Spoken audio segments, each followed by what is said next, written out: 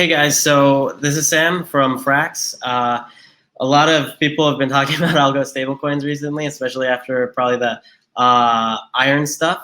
Um, One thing that's interesting is that Iron was a fork of Frax. So I wanted to talk about algorithmic stablecoins, what we're building, and at the end of the day, where all these algorithmic stablecoins I think are going. And we're also building something called the Frax Price Index. So some quick history, just a lot of people probably already know this, the three main types of stablecoins: custodial, which is the fiat coins, and collateralized on chain, which is like the maker DAOs and all of the over collateralized crypto stuff.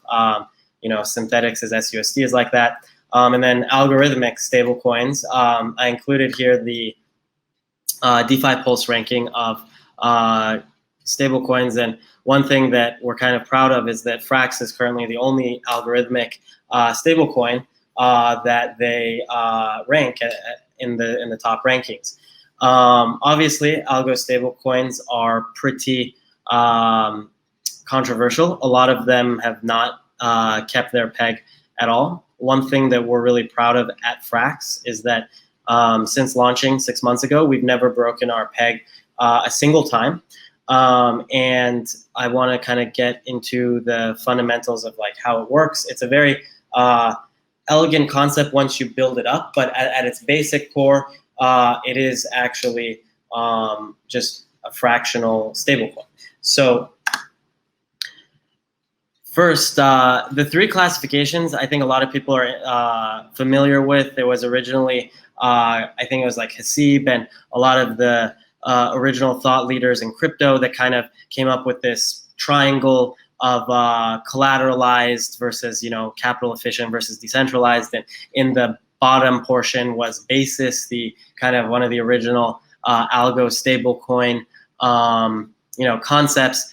I think it's safe to say that most people agree that no collateral algorithmic stablecoins don't work, right? And so one of the main things that we kind of came up with and introduced to the world with Frax is that there doesn't have to be this dichotomy of over collateralization on that triangle at the top right side and no collateral, at the bottom with Basis.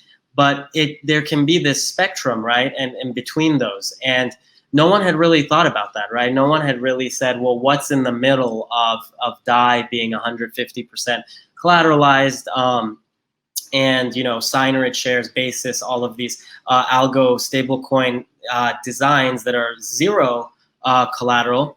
And so we came up with Frax in 2019. And Frax, the name literally is from fractional, algorithmic currency.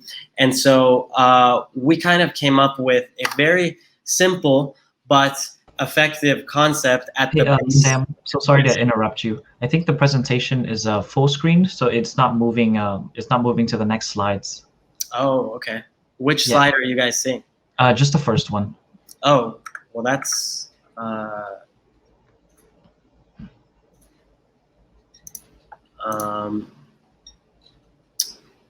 All right, let me try something. Are you guys? Yeah, we can see it now. Okay, I'll just keep it here then, I guess. I don't know why. Okay, so this was the first slide that Frax on the list of DeFi Pulse rankings that we closely track. Here is the original kind of triangle of different designs that Hasib and a lot of the original thought leaders had kind of classified stablecoins.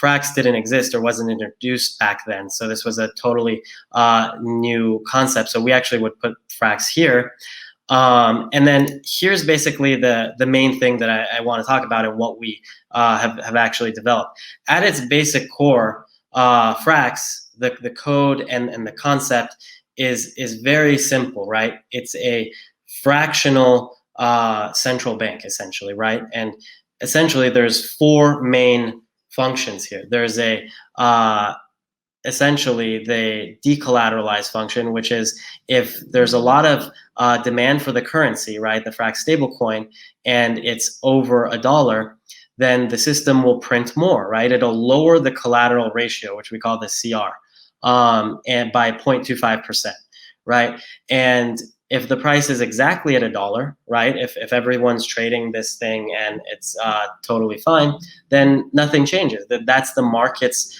equilibrium for what they want in terms of the Frax collateral ratio. The other side, which is the side that is basically if the price of Frax is under peg, right? It's 99 cents.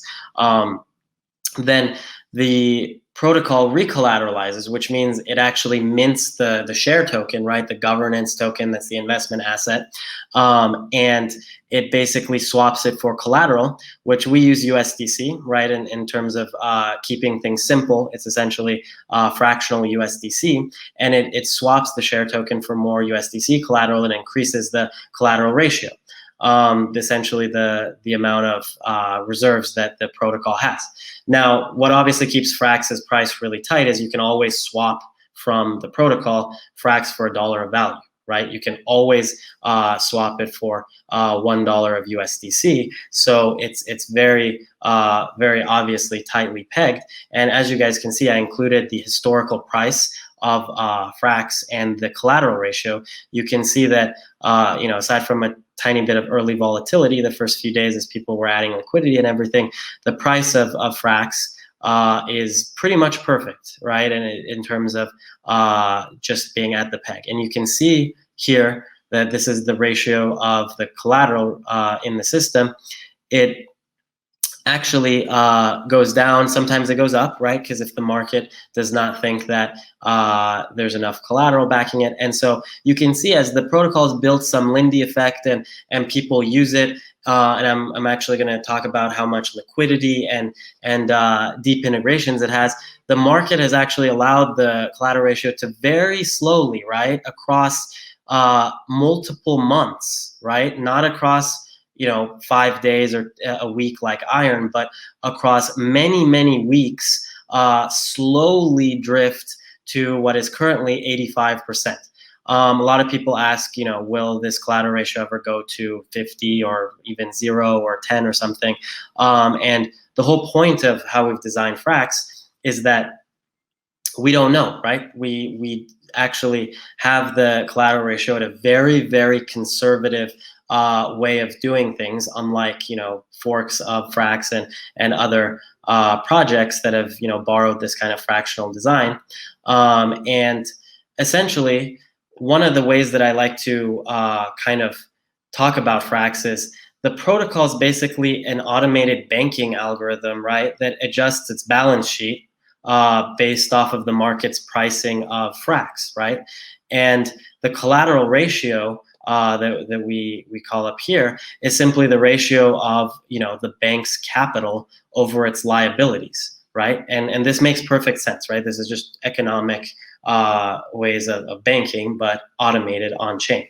The last thing that we usually talk about is this FXS buyback mechanism, the Frax share token buyback, which is obviously the protocol is not obviously always just minting Frax shares to recollateralize. It actually is buying back its shares during expansions of currency, or when it is earning revenue, or when it's collecting fees, and it's anything above the collateral ratio that the protocol is earning.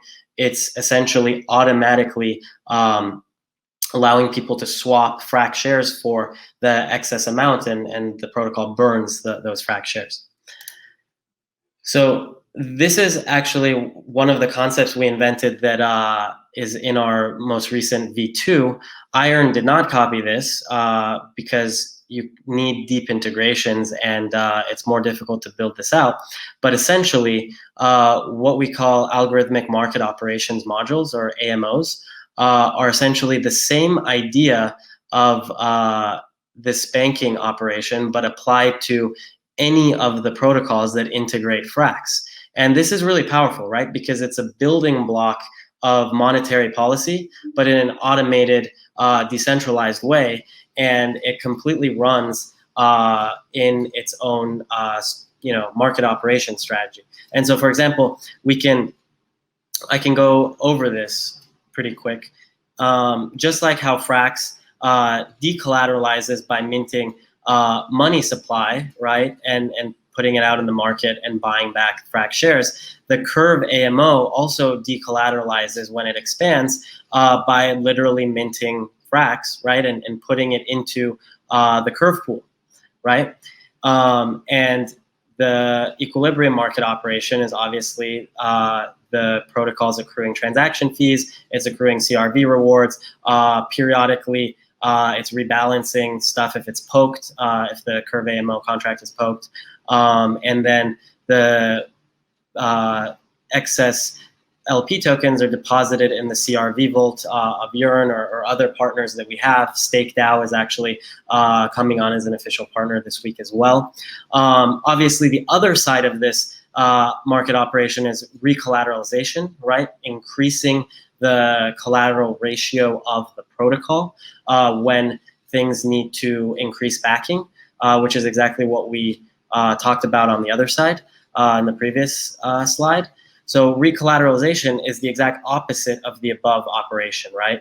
It essentially has the protocol pull out the Frax that it had put in there and burn it, right? So decreasing the supply of the Frax stablecoin, and then also whatever USDC it has claims to inside of the Curve pool from its deposited LP tokens, it'll pull out USDC as well and put it back into the protocol, increasing its collateral ratio, right? And this is a very elegant system. It has the ability to expand the money supply and retract the money supply through the Curve pool. We've built multiple other AMOs. So we have a lending AMO that mints Frax into Cream for lending as well as pulls it out.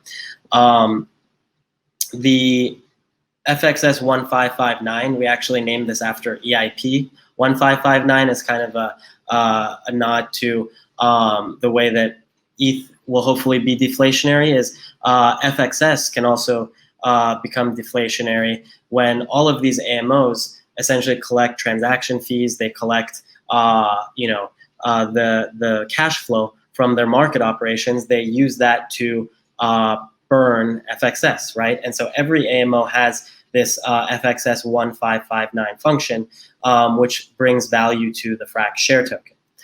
And that's the complete theory behind Frax. It's very simple, right? And it's just applied in different ways to create these money Legos. There's a decollateralize, which means expand money supply, right? There's just normal market operations, which is equilibrium. The price target, the peg of $1 is steady. There's the recollateralize, right, which is the way where you take out Frax from the open market, also increase the balance sheet's access to USDC, right, which includes minting FXS or pulling out the Curve LP tokens for USDC. Every kind of AMO can be built in this structure, and then obviously there's the final way that value accrues to FXS. It's a pretty simple base mechanism, right? It's not extremely complicated. It's fractional reserve banking on the blockchain algorithmically, right? This is all just done with smart contracts. They're just essentially, another way to put it is, imagine if Wire's vaults, instead of optimizing for yield, they optimize for monetary policy of keeping a stable coin, tight to its peg. Obviously, I had to include this slide, and I think it's important to talk about bank runs, right? Frax is the first fractional stablecoin. Everyone probably heard about this Iron thing, which is a fork of Frax. Obviously, it's going to be popular in the news. Bank run, the first big crypto bank run. Mark Cuban was talking about Iron. What's interesting is he didn't talk about Frax yet, which is the actual one that's the original code for what Iron was using. But obviously, a big thing here is what happens if everyone comes back to redeem their Frax and there's only 85% collateral, and then the protocol is pulling out all of the Curve LP tokens. It's also selling Frax shares for USDC, and it can't get all the way up to 100% backing. What happens then? What happens if Frax actually pulls in iron? That's obviously on everyone's mind. One of the main things that we really make sure to do as originators of this technology is very, very conservatively make sure that it's expanding, right? A lot of people told us, oh, Frax only has like between 100 million, 200 million stable coins. Why is Iron beating you guys to the punch? They have 2 billion in circulation. You guys, aren't doing well. They took your code and they know how to run it.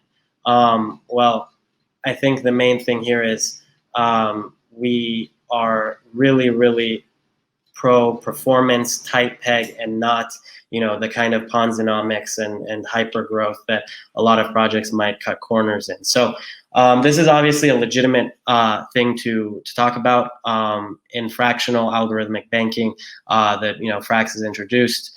This is going to be a very, very big topic in DeFi, and we're excited to kind of be expanding the tech and being part of the conversation.